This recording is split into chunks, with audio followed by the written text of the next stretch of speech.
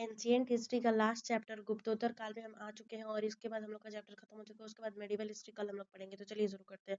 गुप्तोत्तर काल 550 ईस्वी से लेकर के 750 ईस्वी, ठीक है। गुप्तोत्तर काल, ठीक है। परिचय। गुप्त साम्राज्य का पतन।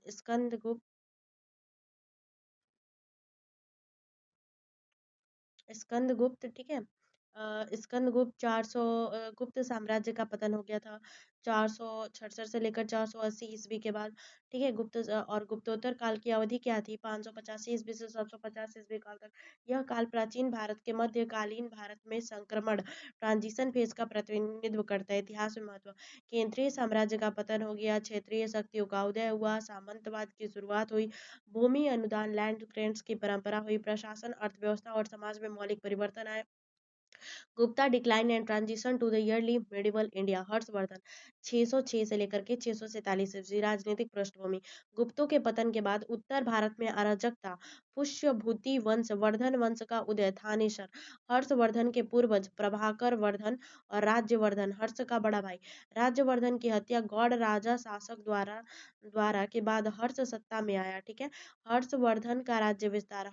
राजधानी कन्नौज, साम्राज्य का विस्तार। पंजाब, उत्तर प्रदेश, बिहार, बंगाल का कुछ भाग, राजस्थान। दक्षिण भारत में असफलता। चालुक्य वंश पुलकेशिन द्वितीय ने हर्ष को नर्मदा नदी के पास पराजित किया। उत्तर और दक्षिण भारत की सीमा, ठीक है। हर्ष का शासन गुप्त प्रशासन की निरंतरता दिखाता है।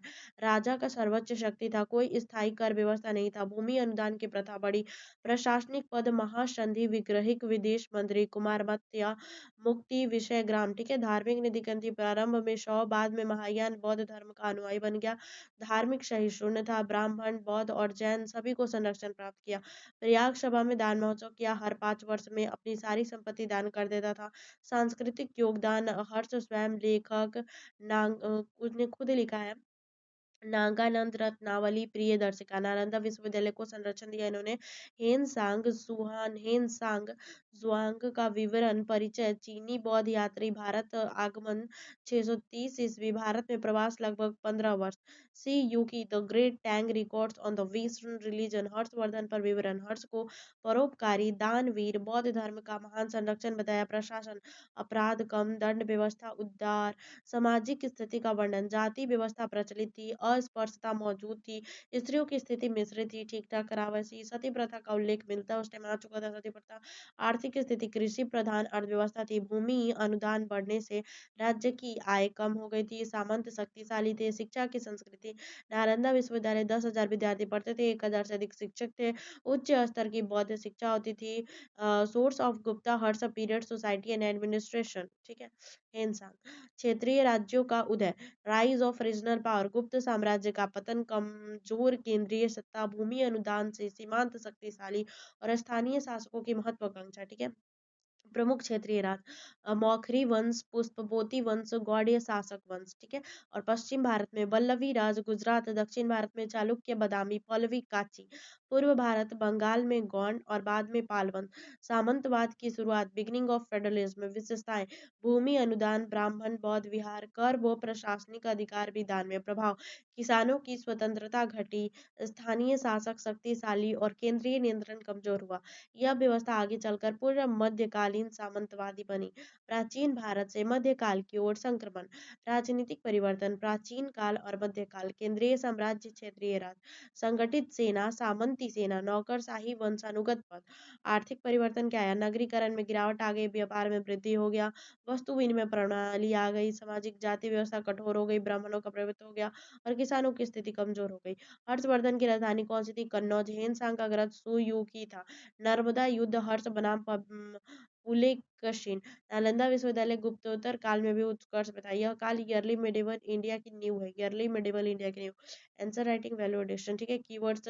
Decentralisation of power, federal tendency, local grantees, ठीक है। हम लोग कुछ क्वेश्चंस को कर लेते हैं। हर्षवर्धन के संबंध में कथनों पर विचार करें। कौन सा? उसने पुलकेशिन द्वितीय को पराजित किया, ये इसका सही है। अब क्या है? एक्सप्लेनेशन क्या है? सही। उसकी राजधानी कौन थी? कन्नौज, ठीक है। पुष्पभूति वर्धन वंश का था और उसने हर्ष को हराया था। पुलकेशिन ने हर्ष को हराया। हेनसांग भारत किस शासक के समय में आया था? तो हर्षवर्धन। हेनसांग हर्षवर्धन।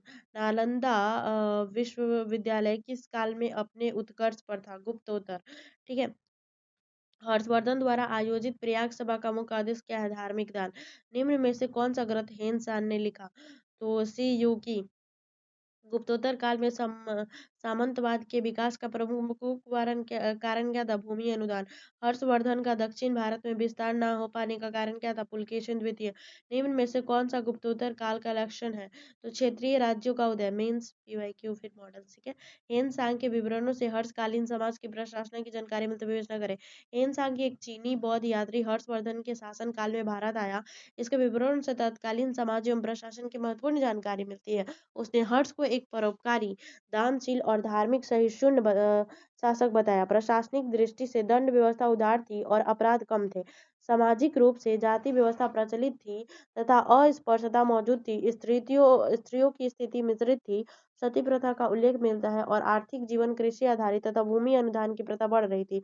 शिक्षा के क्षेत्र में नालंदा विश्वविद्यालय का विशेष वर्णन मिलता है, जहाँ उच्च स्तरीय बौद्ध शिक्षा दी जाती थी। इस प्रकार के हेन सांग का विवरण गुप्तोत्तर भारत का एक विश्वसनीय स्रोत था। गुप्तोत्तर काल को प्राचीन भारत के मध्यकाल की ओर संक्रमण काल क्यों माना जाता है? गुप्तोत्तर काल को प्राचीन भारत से मध्यकालीन भारत की ओर संक्रमण काल माना जाता है क्योंकि इस समय राजनीतिक, आर्थिक और सामाजिक संरचना में मौलिक परिवर्तन दिखाई देते हैं। राजनीतिक रूप से गुप्त साम्राज्य के पतन के बाद केंद्रीय सत्ता कमजोर हो गई और दक्षिण भारत में अनेक क्षेत्रीय राज्यों का उदय हुआ। सामंतों की शक्ति बढ़ी और विकेंद्रीकरण की प्रवृत्ति मजबूत हुई। आर्थिक क्षेत्र में भूमि अनुदान की परंपरा व्यापक हो गई, जिससे राजकोष कमजोर हुआ और सामंतवाद की नींव पड़ी। व्यापार एवं नगरीकरण में गिरावट आई और वस्तु विनिमय प्रणाली का प्रचलन बढ़ा। सामाजिक दृष्टि से जाति व्यवस्था अधिक कठोर हुई। ब्राह्मणों का प्रभुत्व बढ़ा और तथा किसानों की स्थिति कमजोर हो गई। धार्मिक सहिष्णुता बनी रही, किंतु बौद्ध धर्म का प्रभाव धीरे धीरे घटने लगा। इस प्रकार गुप्तोत्तर काल न तो पूर्ण रूप से प्राचीन था और न ही पूर्ण मध्यकालीन, बल्कि दोनों के बीच सेतु का कार्य करता रहा। रैपिड रिवीजन कर लेते हैं हम लोग।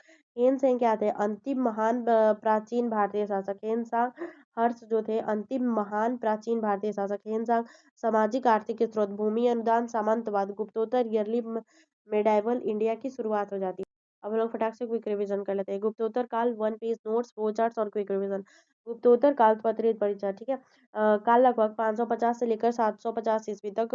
गुप्त साम्राज्य के बाद पतन के बाद का चरण। प्राचीन भारत में मध्यकालीन भारत की ओर संक्रमण। मुख्य विशेषताएं: केंद्रीय सत्ता का ह्रास, क्षेत्रीय राज्यों का उदय, सामंतवाद की शुरुआत। हर्षवर्धन 606 से 647। वंश पुष्प भूति वर्धन वंश। राजधानी कन्नौज।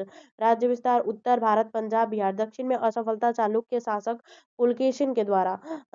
पराजय नर्मदा नदी। ठीक है। प्रशासन: राजा सर्वोच्च, गुप्त प्रशासन की निरंतरता, भूमि अनुदान की वृद्धि, कोई स्थायी कर प्रणाली नहीं। प्रारंभिक से बाद में महायान बौद्ध। धार्मिक सहिष्णुता, प्रयाग सभा हर 5 वर्ष में दान, ग्रंथ नागानंद रत्नावलिति और प्रियदर्शिका। हीन सांग का विवरण: भारत आगमन 630 ईस्वी। ग्रंथ सी यू की। हर्ष को दानशील, न्याय प्रिय बताता है। समाज, जाति व्यवस्था, अस्पृश्यता, सती प्रथा। अर्थव्यवस्था, कृषि आधारित, भूमि अनुदान। शिक्षा, नालंदा विश्वविद्यालय 10,000 छात्र। क्षेत्रीय राज्यों का उदय। कारण: गुप्त साम्राज्य का पतन, कमजोर केंद्रीय सत्ता, सामंतों की शक्ति में वृद्धि। प्रमुख राज्य: उत्तर मखौरी, पुष्यभूति, गौड़। पश्चिमी वल्लवी, दक्षिण चालुक्य, पल्लव, गुड़, पूर्व गौण पाल। सामंतवाद, फेड्यूलिज्म। कोर पॉइंट्स: भूमि, प्रशासनिक अधिकार का दान, सामंत शक्तिशाली, किसान निर्भर, राजकोष कमजोर। प्राचीन से मध्यकालीन संक्रमण। राजनीतिक: प्राचीन प्लस केंद्रीय साम्राज्य, गुप्तोत्तर क्षेत्रीय राज्य। आर्थिक: नगरीकरण में गिरावट, व्यापार में कमी और वस्तु विनिमय। सामाजिक: जाति कठोर हो गई थी, ब्राह्मण का प्रभुत्व था, कृषकों की स्थिति कमजोर हो गई थी। पहले गुप्ता का डिक्लाइन हुआ क्यूबिक सेंटर और लैंड ग्रांट्स के कारण। Rise of samantas, regional kingdom, early medieval India. ठीक है। Harsha polity flow: king Harsha, central administration, land grant, samanta, weak control. Harsh जो था अंतिम महान प्राचीन शासक था। हिंसा, सामाजिक प्रशासनिक स्रोत, नर्मदा युद्ध, हर्ष की दक्षिण सीमा, भूमि अनुदान, सामंतवाद की जड़ और ईयरली मेडिवल इंडिया की शुरुआत हो जाती है। ठीक है। The post-Gupta period represents not decline but a structural transform of Indian polity and society. क्षेत्रीय राज्यों का उदय हो गया था। गुप्त साम्राज्य का पतन, कमजोर केंद्रीय सत्ता। इसमें से प्रमुख राज्य कौन कौन से थे? मौखरी, पुष्पभूति, गण, पश्चिमी वल्लभी, दक्षिणी चालुक्य, पल्लव, पूर्व गौड़ में पाले। सामंतवाद, भूमि प्लस प्रशासनिक अधिकार का दमन, समन, शक्तिशाली, किसान निर्भर, राजकोष कमजोर।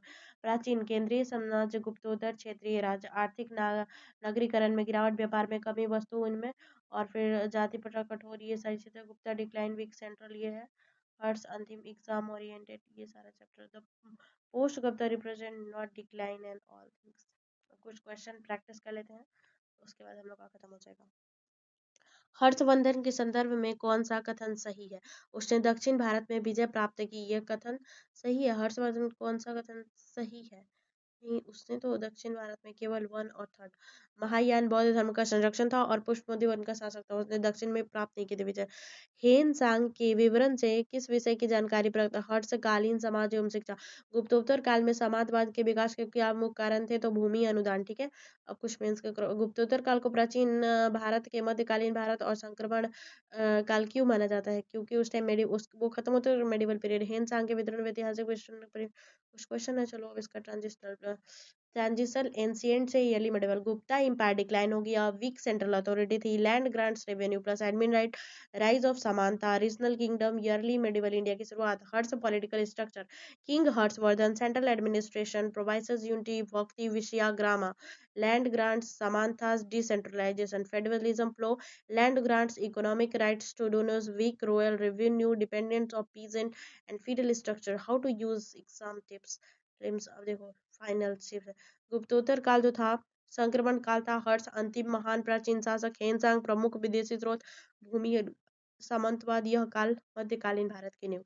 ये चैप्टर खत्म हो गया। अगले वीडियो में हम लोग पढ़ेंगे medieval Indian history. Like share and subscribe.